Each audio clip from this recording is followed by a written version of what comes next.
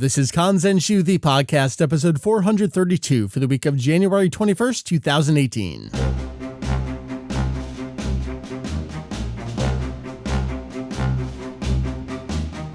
Welcome to Kanzenshuu, the podcast, and extension of the all-encompassing Dragon Ball fan site. Kanzenshuu. That's right, we cover anything and everything Dragon Ball in hopes of enlightening and a little bit of entertaining. All right, pack it all up. Super's done. Everyone go home. It's been a fun ride. Sounds good to me. Freedom.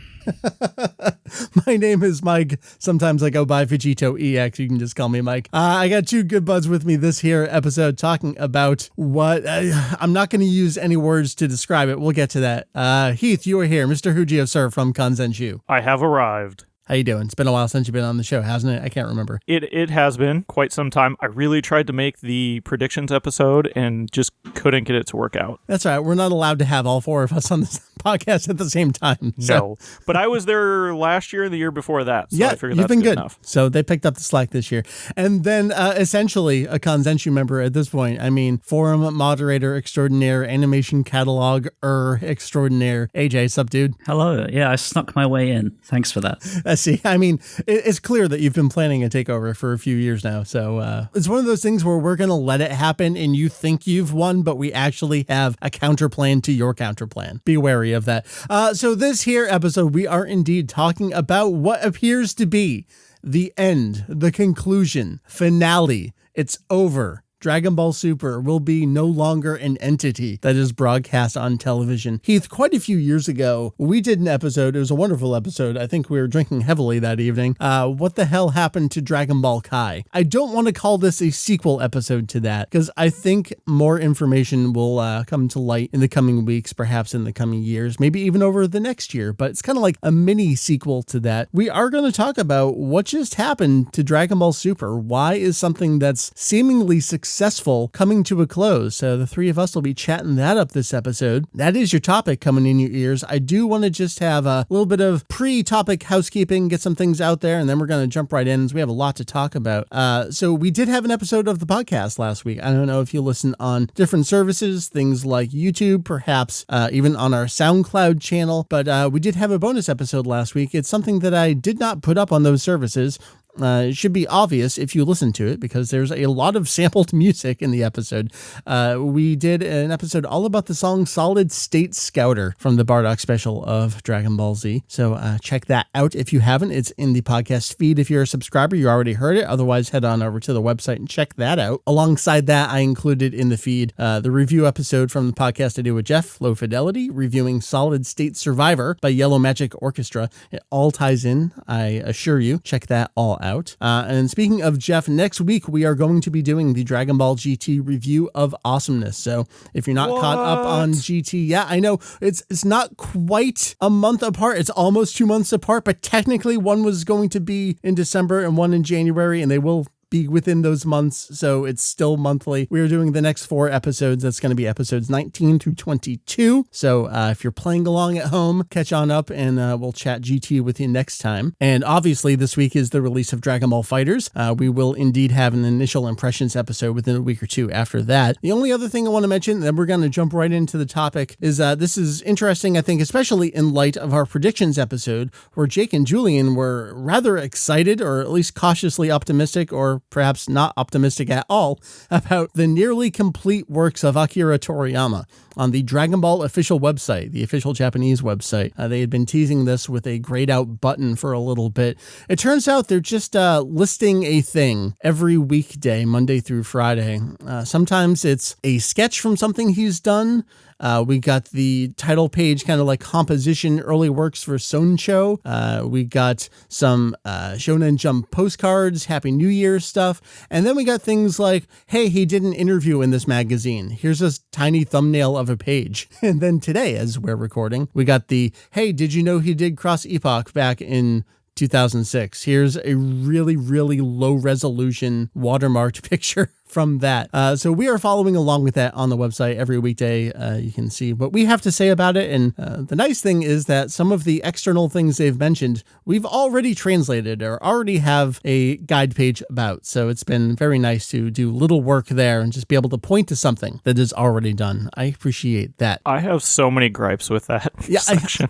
I do too. I don't know, man. It's like, I get it. It's kind of what I was expecting in the long run. But it's not chronological. There doesn't seem to be any rhyme or reason to it. It's not even just citations of things. Like sometimes they'll put up sketches of something and it'll have like the one from Dr. Slump had a fake interview between Toriyama and Senbei, which Julian did translate for that. We hadn't actually already translated that because it was Dr. Slump related. But like, you don't know what you're going to get from a day-to-day basis. We went from 81 to 2006 and back around again. Yeah, it just jumps all over the place. Somebody's thrown a dart at a wall somewhere. It's like, hey, we've got this stockpile of stuff. Let's use it.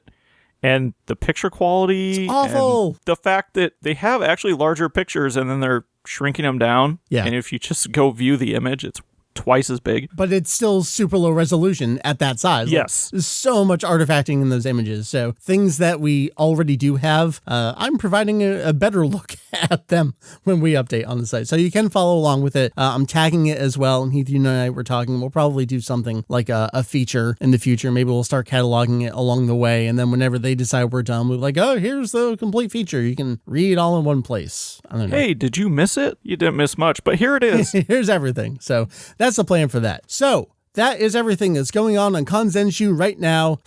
Lulz, super's over. Let's talk about it. There's a lot to say about this, but there's also kind of not a lot to say about this. This announcement, it's really not an announcement. It just kind of happened. I don't know. I've had such like a weird perspective on it because it seemed obvious and then it happened and then I kind of felt like the reaction was going to be bigger and it kind of feels like everyone's just gone, oh, okay, fair enough. Do you think what set the stage for that reaction was that interview we got from the Spanish sources where they interviewed some of the production team members? And we have to frame this because we were very clear at the time in saying, no, actually what these people say isn't anything about the end of Dragon Ball Super. We were very clear to say they didn't not say, or they didn't explicitly say it will or will not end. Our point was that they didn't actually say that it will end in March. They said this arc will end in March. But I think there was enough conversation around that got the conversation going then that kind of prepped people for, hey, what's going on here? Yeah, definitely. Like it's I think because of the content of this arc, like it's one of those things that they obviously mentioned back in the Universe 6 arc, and it felt like it was just going to be this big thing that like loomed over all of these arcs until we finally got there, and that was the end of Super.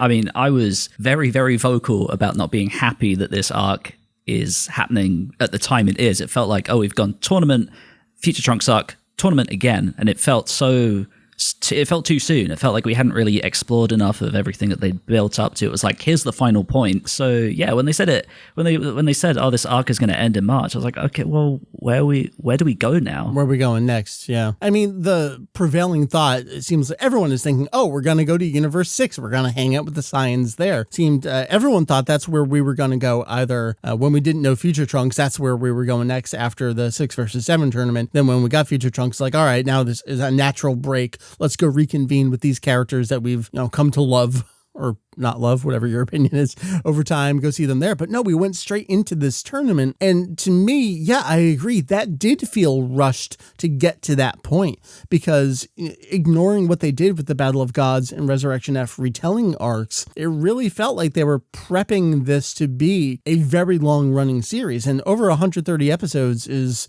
a relatively long running series too. But I think we're all really wondering, like, man, are they going to match Dragon Ball? Are they going to match Dragon Ball Z with this? They passed GT, so we were looking at all the next milestones that they could reach, and it seems like we're not gonna hit that point. So we had this kind of emotional prep for, all right, the arc's ending. Maybe something's going on with the series. And we're going to talk about all the stigma, all of the weird things surrounding the production of it. We've talked about this extensively for a while. What else do you think has been going on that kind of set the stage for this kind of muted reaction from people? Oh my God, that's a hard question. Jesus Christ. That's why I'm the moderator here, is I get to ask the questions. I don't have to answer them. I think there's just a lot of confusion, or at least bewilderment of like, why? And I think that's the one thing right now is there's no real why. We don't have an answer to that. We just have a lot of stuff floating around and there's no real definitive answer, because really it could be so many different things. I think we're going to come to an answer, and it's something that we're going to arrive at and may not be based in reality. But so, all right, let's talk about what has actually been said, what we know is happening. We know that the Universe Survival arc is ending in March. We know that Dragon Ball Super will no longer air in its time slot on Fuji TV Sunday mornings at 9 a.m. And instead, that time slot is going to be filled by a new Gegege no Kitaro show, which is a long-running franchise, has had many incarnations over the years. Historically, prior to Dragon Ball, that's actually what occupied this time slot. And then we got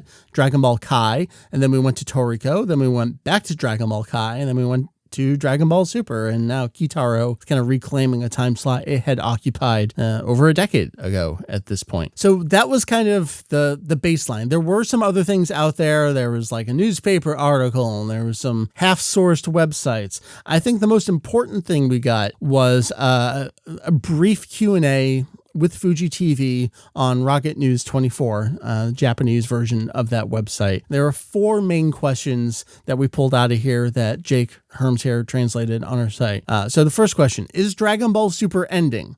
Answer, yes, the series presently on air will end here for now. So hang on to that. I think that's going to be an important point. Question 2, really? So it's not just changing to another time slot? Answer, at present it is ending. Beyond that is still undecided. Question 3. That means that the Universe Survival arc will wrap up? Answer. That's right. The Universe Survival arc will conclude at the end of March.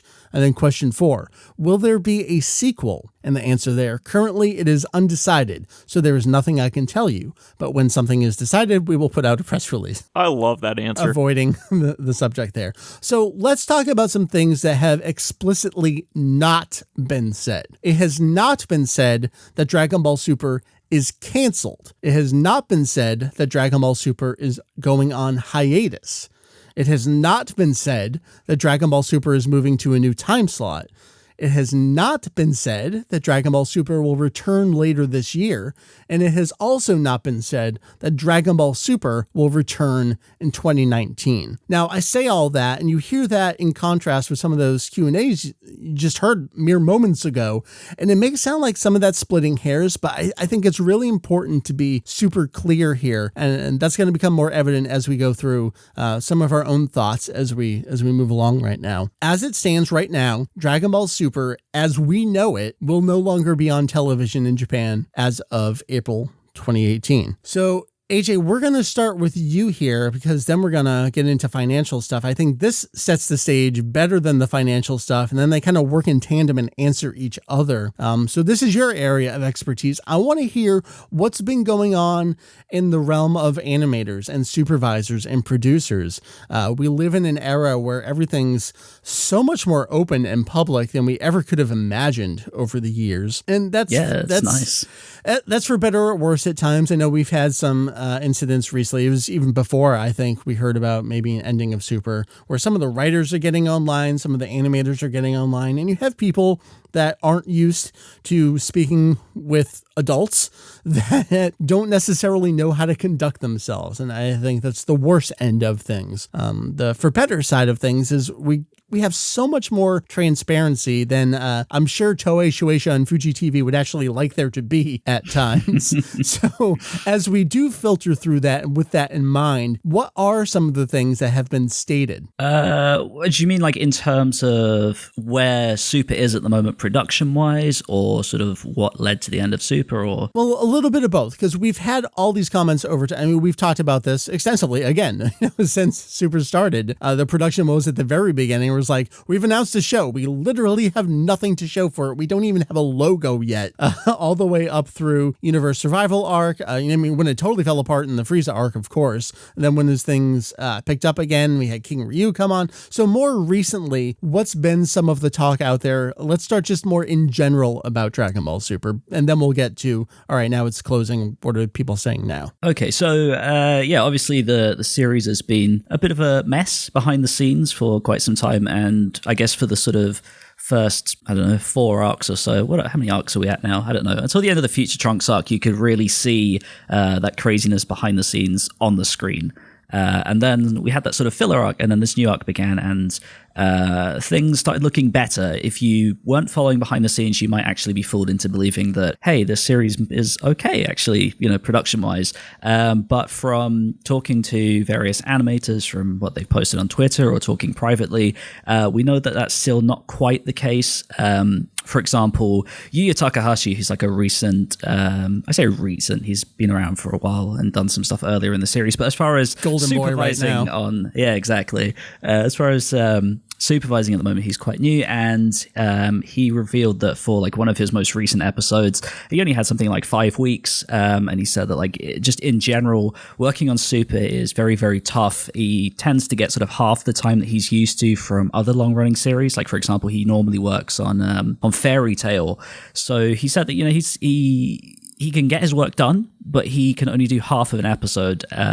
And he would love to be able to do entire episodes. One of the big things that they kind of did to help Super is to throw 2 supervisors at one episode, when the norm, at least as far as Toei goes, is to have 1 supervisor per episode. So that hasn't really changed. And more recently, especially as we've moved into this big climax of this tournament, we've started seeing more than 2. We've had like 3, 4, 5 supervisors, assistant supervisors, and all kinds of craziness going on that's a little bit worrying. Again, I feel like you've been saying that for months, for, dare I say, years. It's not really years at this point, because it's only a 2015 show. It feels in internet It's been going on since the beginning of the series. Right. I mean, it's something that immediately jumped out to a lot of people that, wait, why do we keep getting 2 animation supervisors? Mm-hmm. We've never had this. And even when we've done films, usually you only have a few and then a few assistants to go along with that. But, I mean, that's a huge production. This is a week-to-week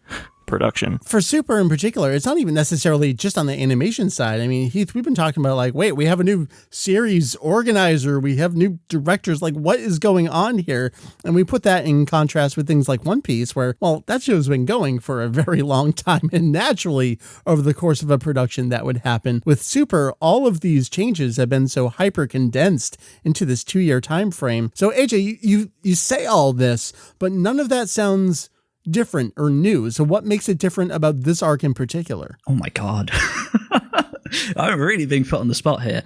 I guess it makes it different because this is... Well, now we know it's the last arc, so... Well, yeah, exactly. I guess they're just going all out. I mean, for me, the surprise is that obviously we are seeing better results on screen, even though things obviously aren't perfect behind the scenes. That's what I was going to say. Like, even though I've been saying similar stuff for many years now, I can't obviously undersell the improvements that have been made in terms of the direction and the better animators that they've brought on board, and actually very cleverly planning certain aspects of the production to really help with things. I think the special in particular, the fact they managed to pull that off was kind of insane, especially without the sort of things before and after really melting. It was fine. It all flowed perfectly. So I mean, in that regard, it's interesting, but at the same time, I mean, I've spoken about this a lot, but this arc uses a hell of a lot of reused animation, bank animation. Mm-hmm. They've really fallen back on that, especially recently. This most recent episode was probably the most extreme use of it. So there are always little clues like that this isn't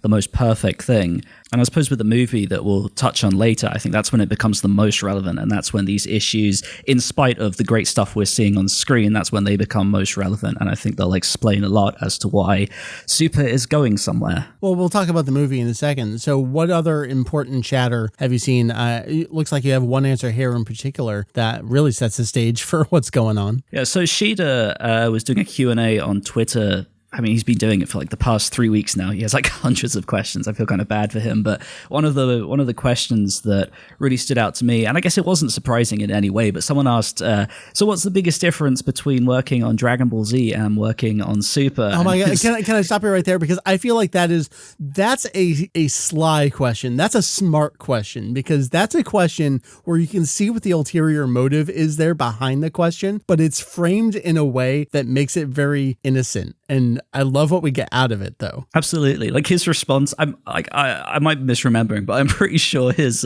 response was like 2 words. It was like tougher schedule. And like, that was it. It's like, okay. Yeah. No surprises there at all.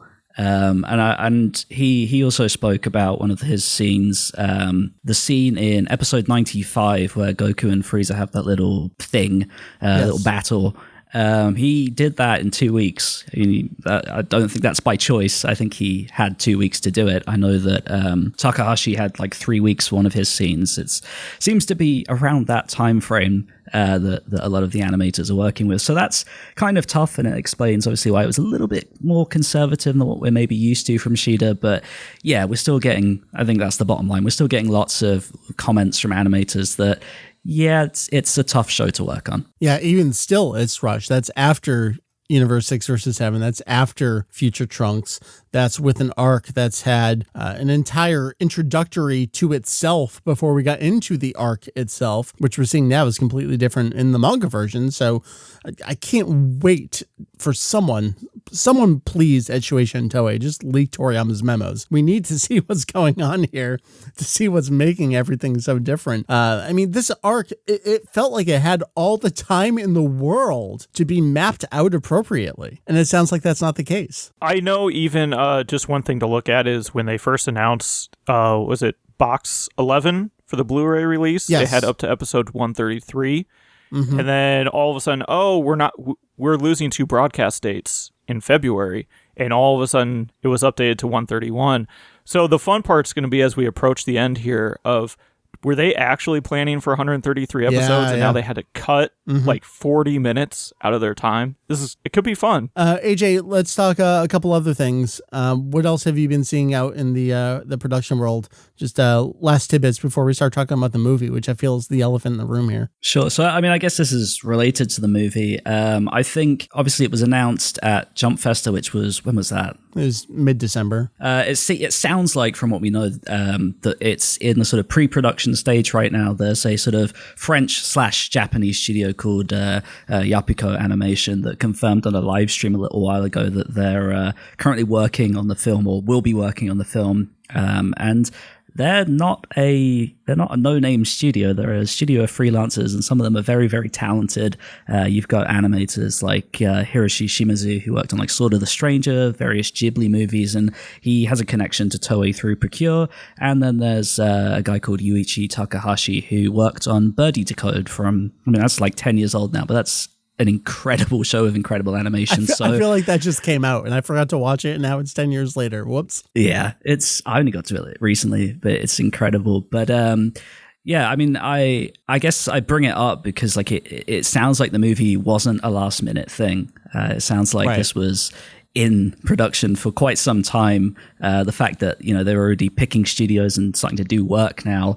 I mean, we're slightly under a year until the film comes out. It's not like Battle of Gods and Resurrection F that had much smaller time frames. They're going big on this, and it definitely sounds like this has been planned for a while. Yeah. Anything else you want to say from the production side of things before we move on a little bit? I don't think so. I think that's pretty much it. Like it's so hard at this point to sort of comment on anything because it's obviously so early in the movie's lifespan, and now Super's like coming to an end, but they haven't really said much. So right. It's difficult. Yeah. Well, from here, let's start talking about money a little bit.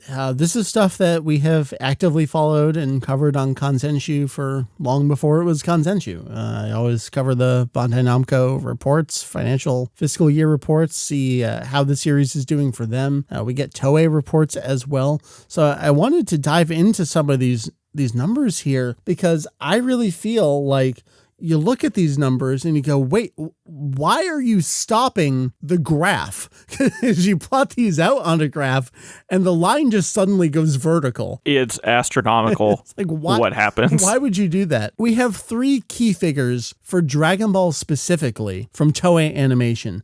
I'm kind of going to ignore the overseas film category. I think that's important, but it's not necessarily important to Super, but maybe it helps color things a little bit. But from Toei, so we have domestic licensing and overseas licensing. So domestic, again, this is a Japanese property, so they're talking about Japan when they're talking about domestic, and overseas would be, of course, everyone else, Europe, America, Australia, everything else that gets Dragon Ball. Domestic licensing. So I went back as far as 2010, and what we're talking about here is in millions of yen. So I'm just going to read off some numbers here.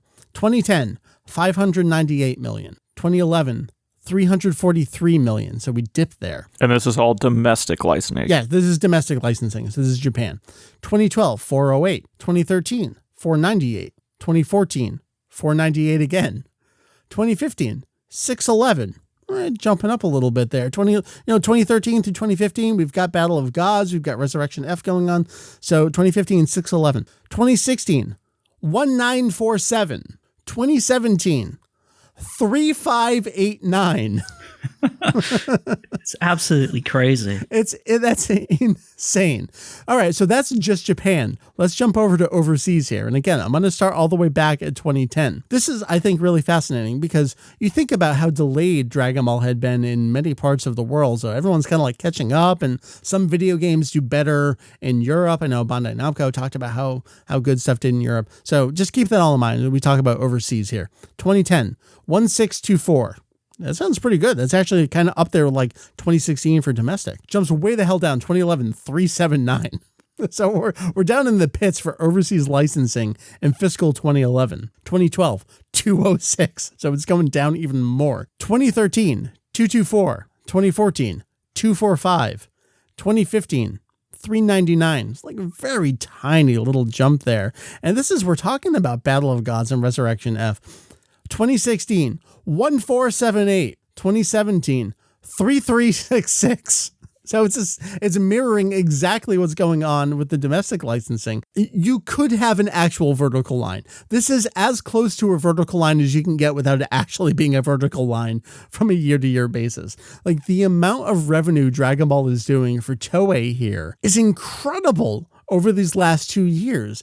And yes, we've had everything else supporting Dragon Ball. We've had Dragon Ball Heroes. We had Dragon Ball Kai, obviously, for a while. You look at those numbers, those are the Dragon Ball Super years. I mean, it's clear what's going on. The Dragon Ball Super is an absolute success for them, in spite of everything we just talked about. All the production woes, all the animation problems, all the stigma associated with the Battle of Gods and Resurrection arc. It does not matter. The amount of revenue they're bringing in at Toei specifically has been incredible over these last 2 fiscal years. So those were just the complete years. Right now we're in between period. We're in a half fiscal year right now. So remember, fiscal years are a little bit different from calendar years. Typically for companies, they start March, April. So just from this last half year quarterly report, they said in the overseas segment, revenues increased substantially thanks to strong sales of online distribution rights from multiple titles in China and online distribution rights for the Dragon Ball series in North America. So right there, they're specifically calling out China. They're doing new initiatives in China. Everyone's doing new initiatives in China. I think they have an exclusive game there coming out right now, but they're also calling out North America. They call out Dokkan Battle, which is doing extremely well for them. It's one of my biggest blind spots. Is I tried playing it. I just can't do Dokkan Battle. In overseas licensing, revenues increased substantially, reflecting strong sales of the app game Dragon Ball Z Dokkan Battle worldwide and the home use game Dragon Ball Xenoverse 2 for North America. And then included in there, I pasted here for you guys. You can look at the net sales of everything. It's just as like, oh, it's casually going, oh my God, it goes all the way up. And then they talk about their future initiatives. And this quarterly report was released before the announcement of the end of Dragon Ball Super. It's a fairly conservative look at Dragon Ball. They're mainly just calling out fighters and some of the mobile stuff they have going on. But I think it's curious that they don't really talk here about the future of Dragon Ball Super.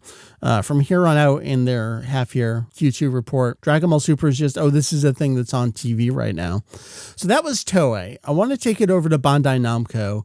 This is important to look at because lots of these series live and die by their merchandise sales. We've talked so much about how ratings are a very small piece of the puzzle. Ratings don't necessarily mean everything. You can have a lower rated show, but if the merchandise sales kind of make up for it, everything works in tandem with each other. And then you have all the payola going on at the same time. But I do want to look at the sales here from Bandai Namco.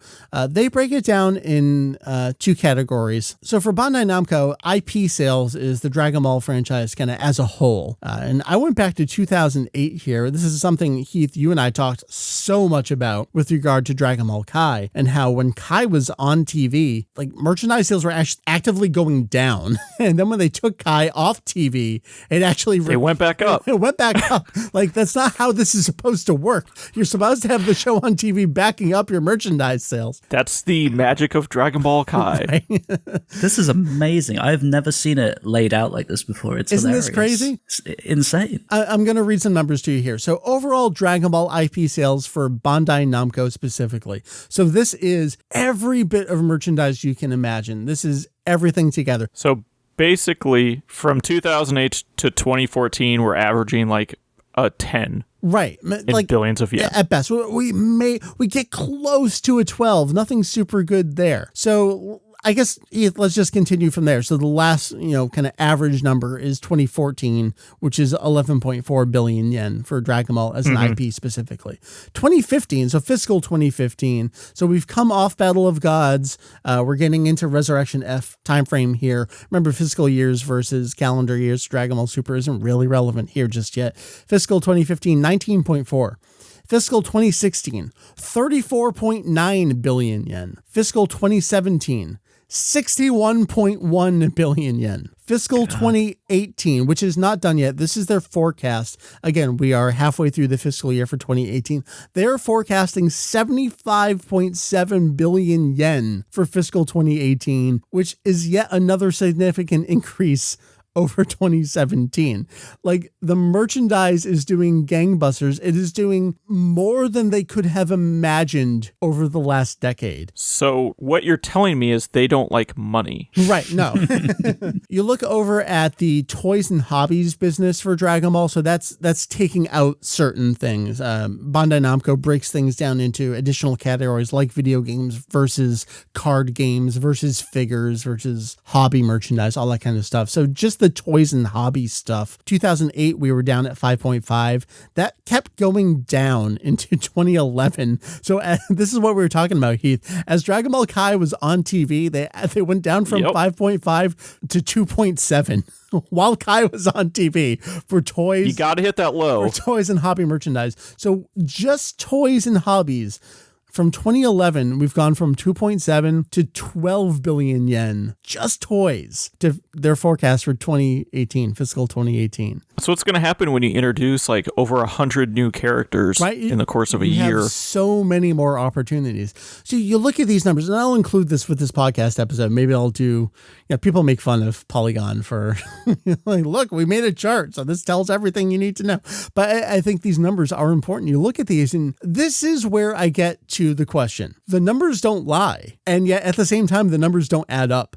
They've gone from essentially nothing in terms of Dragon Ball. Well, they've basically plateaued for a while. They just stayed stagnant. It is what it is at this point, and it just stayed. And then all of a sudden, Super happened, and it just, hey guys, we hope you like money because it's about to rain. It's coming in. Yeah, Dragon Ball running on fumes to Dragon Ball. They can't keep up with it. So here's my question. Why would they stop doing what they're doing if everyone is making all of this money? Yeah, that's the big question, and I think we can only make very strange guesses. Yeah, I mean, my biggest thing is all to do with this movie. I think they are well aware of the stigma that Super has. I think we're obviously aware that Toriyama wasn't the happiest with how Super was going, and we've obviously heard little things here and there from certain people that maybe that's still the case. We don't know.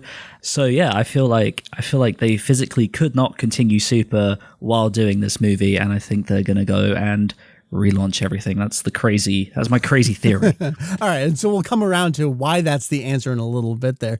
But again, that doesn't mean you talk about this stigma. Yeah, that's us as the hypersensitive critical fans talking about this stigma, but clearly it doesn't matter. Like it's a thing where you're talking like the hardcore fans, they can say whatever they want, but clearly over here, everyone's eating it up and it's doing perfectly well. Like it doesn't make sense why it's doing so well. Why would you stop doing what's doing so well? But AJ, I think you have some really, really important points to bring up. Tell me about One Piece. How does this relate to what's going on with Dragon Ball Super? Sure. So One Piece is obviously a big long-running show, like Super is at the moment. And I mean, throughout that time, they've had many movies, many specials, and all that kind of crazy fun stuff that fans love. But it's not easy to pull off when you've got a long-running series going along, because you can't just pull in staff from other places to work on your film while your current TV staff stays on the TV show. You have to actually take your staff off of the TV show to a degree and start working on the film. And that, of course, really, really hurts the schedule. I've got some examples here, like you might have, 300 cuts by 10 animators in 2 months. And then the film starts getting into production and suddenly you're left with 5 animators trying to do 300 cuts in those 2 months. And it's hell on the schedule. It's hell on any series that has a tight schedule. For one like Super, I don't think it would have ever been possible. I think that's the big thing. Yeah, the way that Super, and I mean, look at Super in comparison with One Piece. One Piece is extremely long running at this point. It has manga as a source. So to some degree, like there actually is a story planned for them, but it's not just that. It's like they can't stop One Piece. So it doesn't matter what the production woes are. They can't stop it. They have to continue doing it. And this speaks to what Toei is as a company. They're not doing shows like Kill la Kill. They're not doing shows like One Punch Man, where they're doing them in set season with breaks. Toei's modus operandi is, let's just do it, and we're going to do it until we literally can't do it anymore. And that's either from a production standpoint or basically when the source material goes away, or when we've killed it. The classic example I always point to is Kenshin, is Dragon Ball GT. Dragon Ball GT. Well, that's a whole nother conversation too. But also Toriko is a recent example of the man. They powered through. They tried to do everything they could, but Heath, I mean, that's one of my favorite pieces of reporting we did pre-Kai. What helped there is that we actually knew that Kai was continuing. It was like the biggest open secret in the world. They gave us an opportunity to more closely examine Toriko and see exactly how they were shutting it down step by step. I think we only have like half that story with Super right now. But so to get back to my point, they can't stop One Piece. They can certainly stop Dragon Ball Super. There is no complete ongoing underlying source material. There is only as much as Toriyama decides they're going to do, because that's what they decided to do with this series, was go off of that. Yeah, definitely. It's very, very different. I think you're right. Like that difference in format, that difference in not having a source material makes this make a lot more sense. And especially when anything you could construe as source material, such as, the manga, it's so far behind. In a way, you're letting that catch up by stopping the show. Yeah. Well, we'll talk about that, because that ties into, I think, what we have as a master plan here. Yeah, I'm trying not to get too far ahead. So here. Let's answer a couple more questions here. We talked about how the numbers don't really seem to make sense, but to some degree, maybe everything else makes sense here. The big question is, could it get a new time slot? Kitaro is taking its time slot. Could Dragon Ball move to another time slot? I think what people don't really remember is that this doesn't normally happen. Things like Gintama have certainly moved time slots, but for a Fuji TV show, for a show of this caliber, for something that's so established, they don't just move Dragon Ball to a new time slot. Well, and Fuji TV is very particular as far as slotting television shows. I mean, they are very rigid in setting this is our children's hour. Right. This is our, game show hour. Here is the news. Here, I mean, it's 100% set. Yeah. And since a lot of their series are year running, there is no chance to, we're going to bump this game show so we can move another TV show and expand the children's hour. Right. That's just not going to happen. There's nowhere for them to go. The only other thing they could do was go to another network, and that would never, ever happen. That's not happening. I know people always have these pie in the sky plans or theories about like, oh, what animation studio would you love to get Dragon? Like, I'm sorry, that is not happening. That is not how this is structured. Don't even bother having those conversations. I know it's fun to sit back and daydream, but Dragon Ball is forever chained up in Toei's basement. It's not going anywhere. It's Toei, it's Shueisha, it's Fuji TV. That's it. There's nothing else to it there. And to some degree, it feels like, it's Funimation too, but that's a separate conversation. So Dragon Ball Super, could it just take a break? And this is the question of, is Dragon Ball Super on hiatus? Well, no one's actually used that word or any Japanese equivalent thereof to describe it. Could it take a break? This is one of those, you sit back, you've got your cigar, you've got your whiskey or your bourbon. It's like, could Dragon Ball move to another time slot? Could Dragon Ball Super, could it just take a break? Yes, kind of, but not really. Like anything could happen. Of course, anything could happen. But no.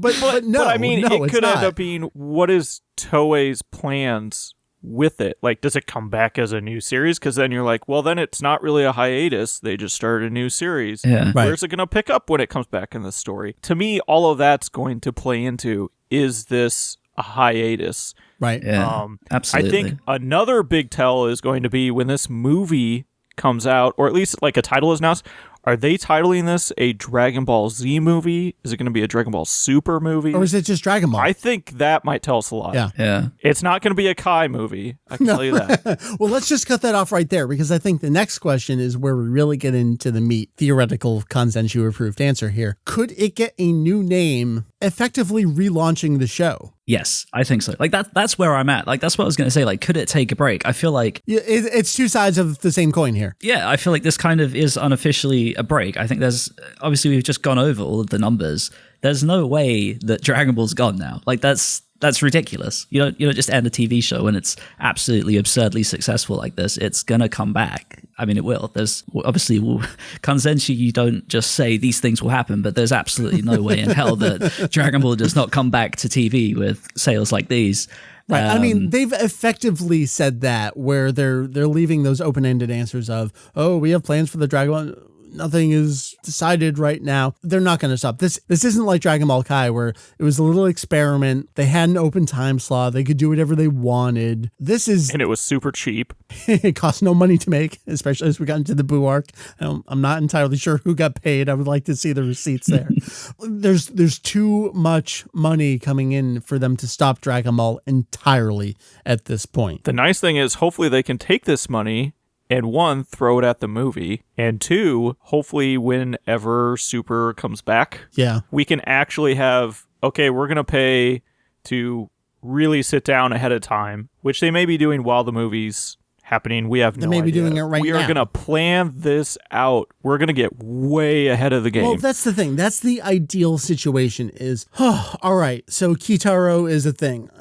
All right, we will put our Dragon Ball pride aside, we will give it a little break. But knowing Toei, and Shueisha to some degree, do we have faith that they know how to do the right thing, which is, instead of just, all right, Dragon Ball's off, let's do everything else that we do, let's put all of our resources to all those other things. Will they call up their best men to work on Dragon Ball in the meantime to actually plan out what this reboot is, as opposed to Dragon Ball Super, which we know was announced with nothing to show for it? Is that a thing they are capable of doing? You would hope so. Definitely can. One, I hope they learn their lesson, but also, at least from a pre-production standpoint, they have really good pre-production staff, and if not, they have so many available resources that they can pull in and just hire. They've done it in the past. I think they have the capabilities to get it done if they really want to get it done. That's going to be the question, because as we all know, Toei sometimes does not like to do the, well, this is what we should do. They see dollar signs. I mean, they're a company. Yeah, Come on. Yeah. Well, that's the thing. We worry about them doing what's right in the short term for them versus what's right in the long term. This is something our buddy Kay over in Japan has been talking about for a long time. What I love about him is he's a fan in Japan who is actually looking at the external market. And I think he's so right. We've done the same thing. We've criticized Toei. You look at what they did with Dragon Ball Super. We did not have a simulcast for how long? For Dragon Ball? I know.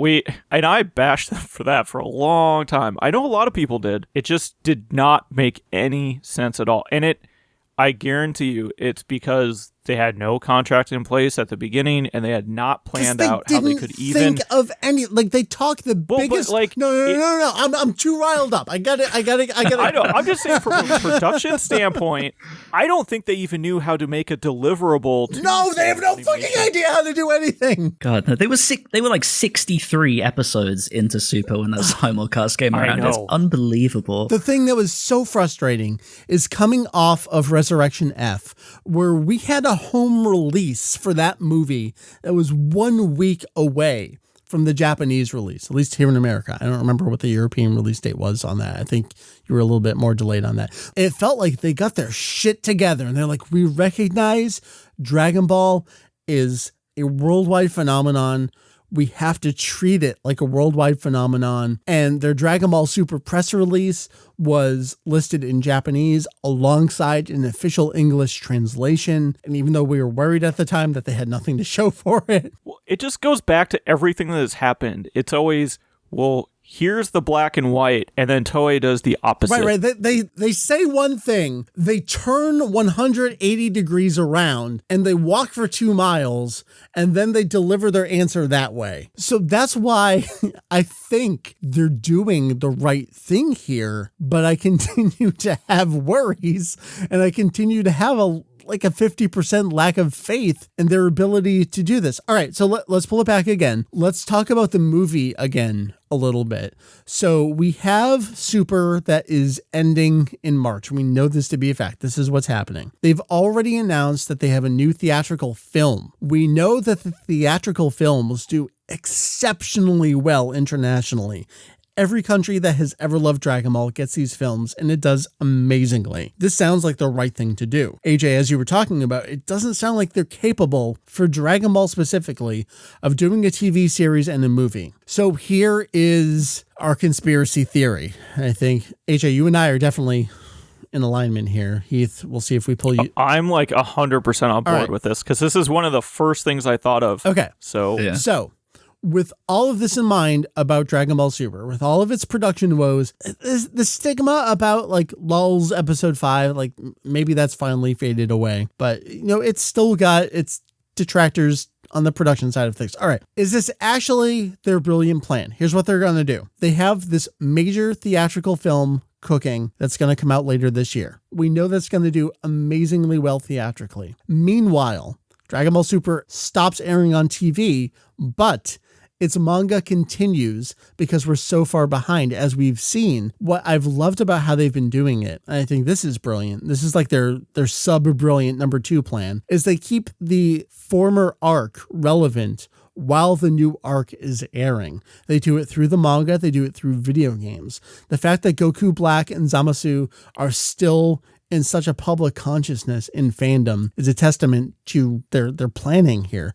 So while Super's off TV, Super actually remains a thing for the entire next year, through the manga, through things like Fighters, through invariably Xenoverse 2. Meanwhile, the international licensing is going on. We're only just getting to a TV broadcast of the Future Trunks arc in America in its English dub right now, and the home release is even further behind that. That continues its hype and its public consciousness for the entire next year. Meanwhile, they're silently rebooting themselves to premiere after the movie debuts. Like, it all makes sense.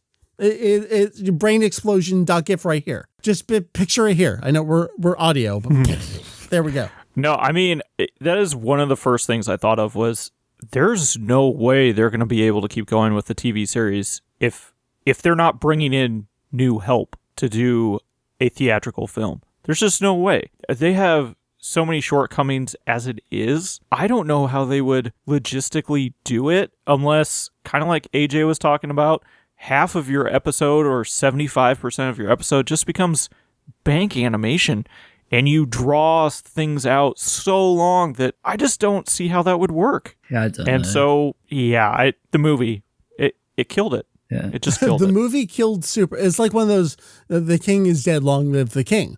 Dragon Ball is primed to revive itself after this movie with all of the continued success. So like, I feel like this is a smart thing in that they're going to take a short-term hit to reap the long-term gains. That's what you're supposed to do as a business, actually. And, having said all that, I think this is actually a great idea to do it now because it actually is perfect timing for them. I mean, you have the 50th anniversary of Kitaro, and you have the anniversary of the first theatrical film for Dragon Ball. That puts you out in December. Oh, yeah, they can do all this other promotion tied into just keeping it going and going and going, even though Super itself is not going. Yeah, so I mean, their staff was struggling to keep up as is. It really does work out in their benefit, I think, in the long run to do something like this, especially like you talked about. You have the manga still around. It's still a popular series that's going to be around the entire year, or at least hopefully the entire time that it's off the air. I just hope they do take advantage of it. Like the big thing that everyone's talking about at the moment in this little animation circle or whatever is that Toei have announced so many shows, so many projects. They've got all their stuff that they're doing domestically, and then they've also announced this whole thing with Saudi Arabia. They're doing some collaborations there. And people are talking like, oh, this might be a repeat of 2014 for Toei, which is like infamous for just every show kind of just melted. It was kind of ridiculous. So yeah, that's like the big thing that scares me. I'm hoping, obviously we're talking about ideal scenarios at the moment. I'm hoping our ideal scenario does work out, but it's terrifying with how much they have announced, because I think they've just moved into their brand new building, which is supposed to streamline things and allow, more animators to come and work actually at the studio. And you would hope that they take advantage of that. But obviously, announcing everything, it kind of makes me worried, like, oh, but have they kind of nullified those benefits by taking on so much at one time? Exactly. That's the thing I worry about is they've put themselves into such a perfect situation, but Toei be Toei. And they're going to just divert all of their resources to the things that are short term that they're doing right now instead of thinking about what they've just given themselves as. Yeah. They're going to outsource everything anyway. Yeah. Well, you sorry, that was more of a joke than anything. You joke, but like that was like the one thing that that instantly came to mind before we knew Super was ending. Just when they just announced the film, I was thinking like, how the hell are they going to do this? How are they going to do it? Yeah. Yeah, and I was thinking like, well, we already have quite a few reasonably talented outsourced studios working on Super. I was thinking like, oh, maybe if they're going to do like a filler arc for some point, maybe they're going to like... We're going to get an entire year of shitty, quote unquote filler, because who knows what that truly is. Like Toriyama could actually maybe provide this scenario for it. But well, I guess let's kind of at least brainstorm that for a little bit. What would the differences, in your opinion, be had they kept the show on, but ran for, let's say, a year and a half of just straight filler just to keep the show on the air, completely outsourced, compared to what we assume now? I think that would completely destroy the show. Yeah, I was going to say, I think that would hurt things so badly. I think that would hurt it way more than just taking it off the air, because it also gives you that hype when you're bringing it back. Yeah. That you wouldn't get. Absolutely. Like I was going to say, like people was getting antsy between the Future Trunks arc and the current arc. I can't imagine them. It's like nothing. But yeah, I don't know. I think you're right. Like I think the hype factor, being able to build up this momentum and ride it again, repeat 2015 with the whole Resurrection Earth, bang into Super, even though it's obviously not going to be quite the same since it's airing in December, and we're probably not going to hear anything until maybe, I mean, April, July minimum. I'm assuming July is when it's going to get bad. Just super bad. Yeah. And by bad, I mean for us, coverage-wise. Yeah. I know. I'm really curious if we're going to be able to do. I mean, we were in a unique situation in 2013 and to a slightly lesser degree in 2015 when, especially 2013, Julian's like, I'm just going to buy every magazine because I'll just pass by the newsstand on the way to work.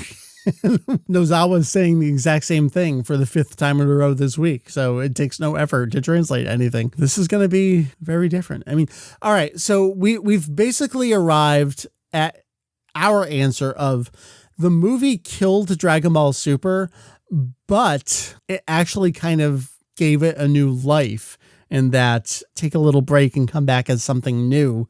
I think there's a lot more to say and project in terms of will Super, the big question is, when are we going to hit end of Z? No, the big question is, when are we going to hit GT? My favorite question. Come on, Mike, is it canon? Let me know. It is a canon. There's a lot to think about and speculate there. I don't think that's particularly productive to do, especially because at this point, no, not at it's all. the end of January and the end of March is 2 months away. We're just going to know everything about Super relatively soon.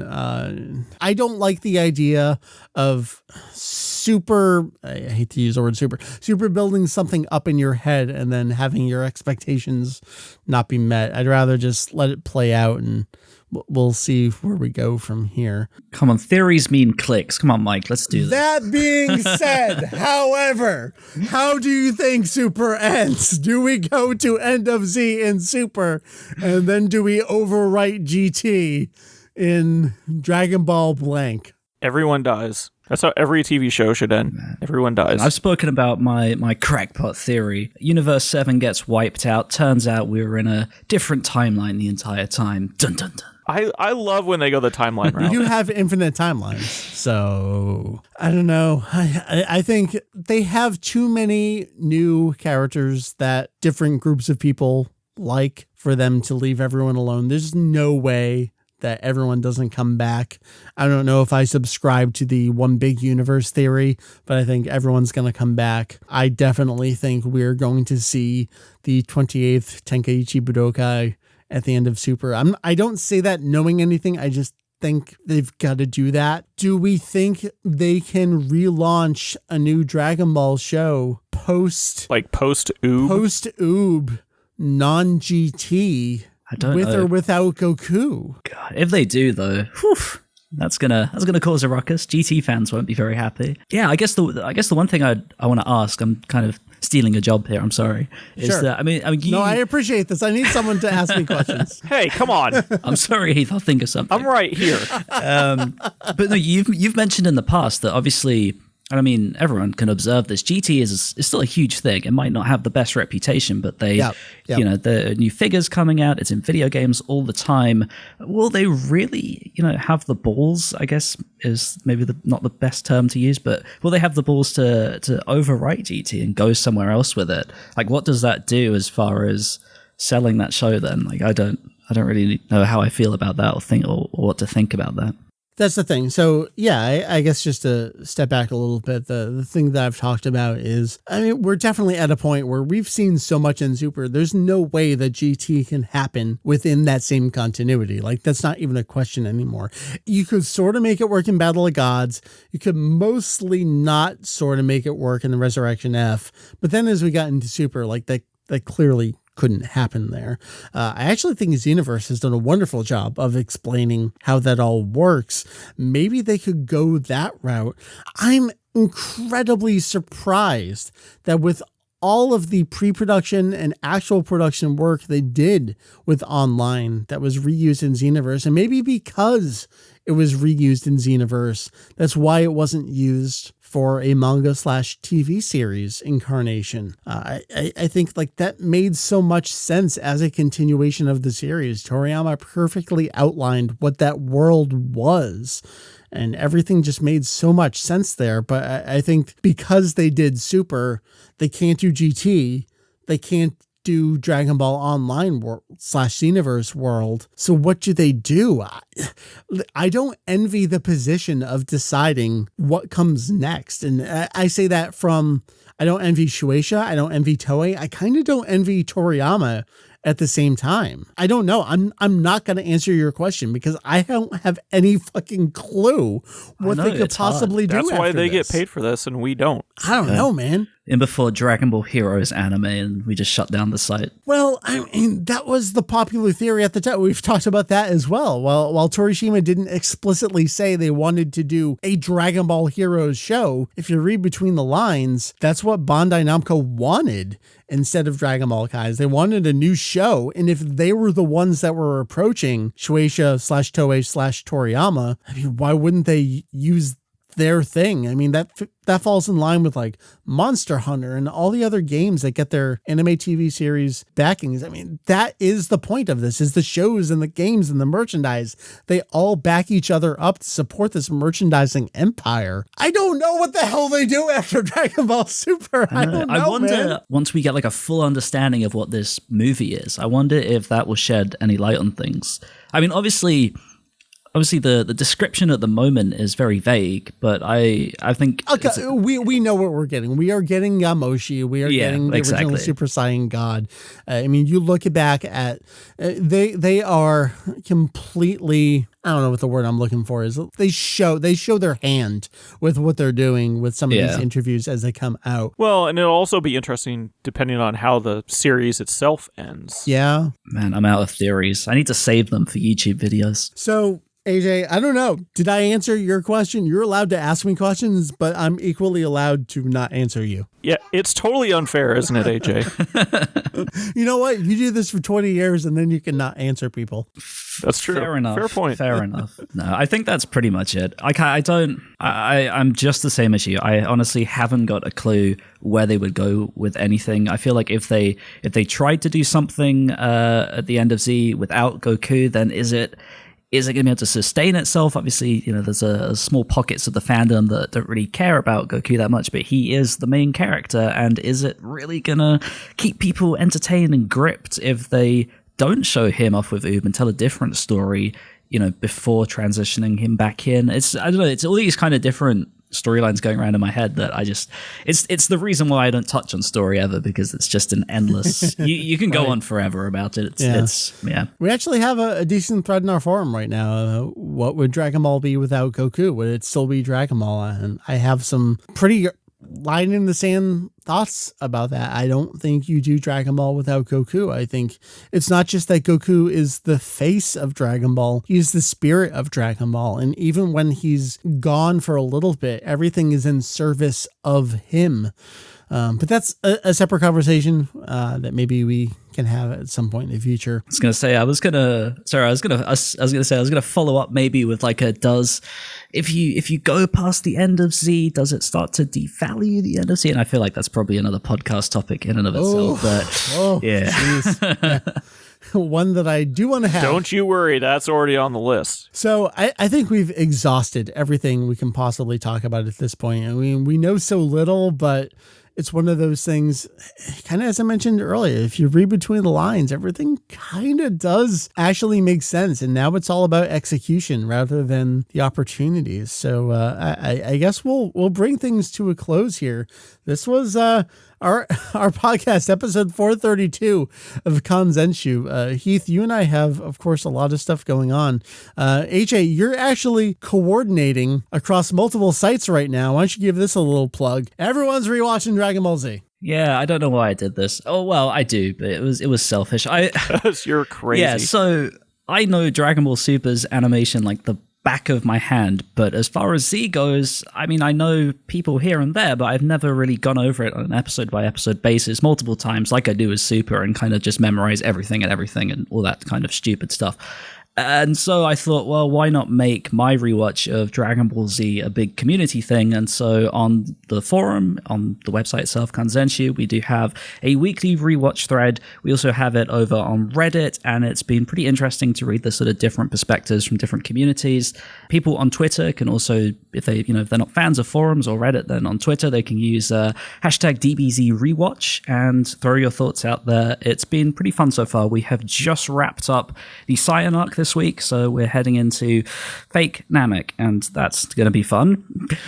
Enjoy. Oh, flashbacks to 1997 right now. Good times. So yeah, if you want to get on board with that, do go and check that out. It's been fun so far. I mean, other than that, you got animation cataloging going on. I mean, you're always talking about the animators. You're doing your YouTube videos. You're posting on the forum. I mean, you're pretty busy. Yeah, I'm everywhere doing all sorts of stuff. The catalog's kind of dead right now, but it might, secrets. We'll see. We'll see what happens with it. And yeah, YouTube stuff, / Anime AJ on YouTube, weekly breakdowns of Super. That's going to be over soon. So I guess we'll probably see some Z stuff and, whatever madness I can come up with. So yeah, check that out if you're also interested.